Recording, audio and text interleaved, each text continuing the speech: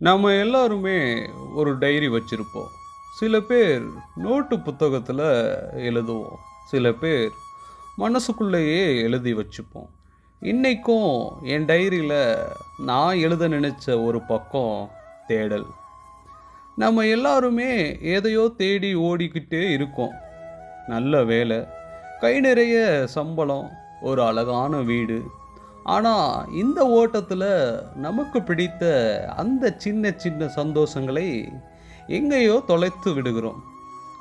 அன்னைக்கு ஸ்கூலில் பேப்பரில் செஞ்ச அந்த படகு, மழையில் நனைகிறப்போ கிடைச்ச அந்த உற்சாகம், அம்மா செஞ்சு கொடுத்த அந்த சுட சுட இட்லி, இதில் எல்லாம் கிடைச்ச சந்தோஷம் இப்போ நம்ம தேடுற அந்த பெரிய விஷயங்களில் கிடைக்கிறதில்ல. கொஞ்சம் யோசிச்சு பாருங்களேன்.